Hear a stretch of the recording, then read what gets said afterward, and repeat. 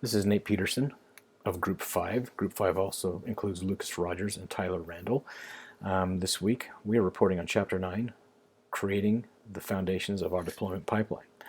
So, just an introduction of the chapter called Creating the Foundations of Our Deployment Pipeline. We're going to talk about enabling on-demand creation of development, test, and production environments, creating a single repository of truth for the entire system, making infrastructure easier to rebuild than to repair, and modifying our definition of development done to include running in production-like environments.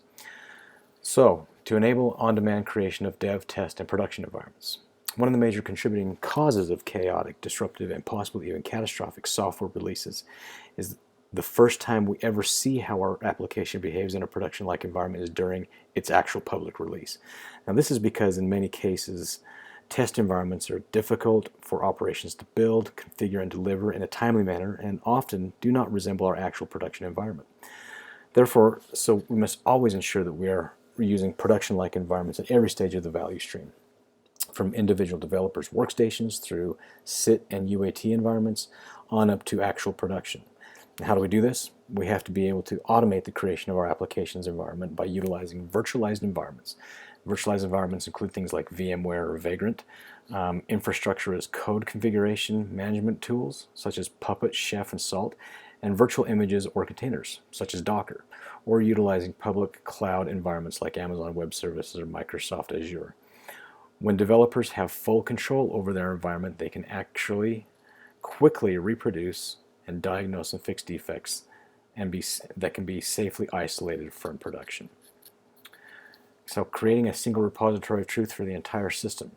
It is essential that all parts of the software environment are checked into a version control system. Software developers for a long time have been using version control systems for their code, and it has become a mandatory practice for strictly keeping track of everything that happens with a project's code base. The version control system, therefore, becomes a single repository of truth for code, but version control systems should also be used for operations. It shouldn't just be isolated to developers only. Version control is for everyone in the value stream. So that means, like I said, developers, for operations, for QA, and for InfoSec as well. And by utilizing version control for all aspects of our software environment, we can repeatedly and reliably reproduce the components of our working system. In fact, the Puppet Labs 2014 State of DevOps report indicated that the use of version control by operations was a higher predictor for both IT performance and organizational performance than whether only developers use version control. So why is this? It's because in almost all cases there are orders of magnitude more configurable settings in our environment than in our code. It is the environment that needs to be in version control the most. So to make infrastructure easier to rebuild and repair, when we can quickly rebuild and recreate our applications and environments on demand, we can also quickly rebuild them instead of repairing them when things go wrong. Being able to build or rebuild systems on demand, we can scale our environments horizontally by adding more servers into rotation.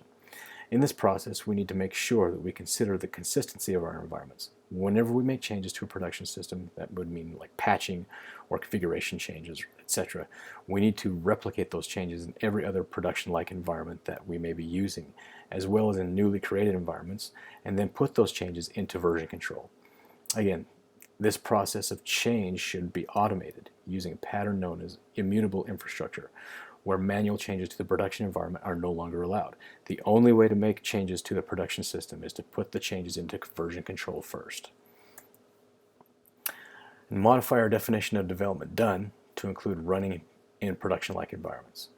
So now that we can create production-like environments on demand, and everything from developers' code to environment configurations are in version control, we need to make sure that these environments are being used daily in daily development by developers so that we know for certain our application will run as expected everywhere in the value stream.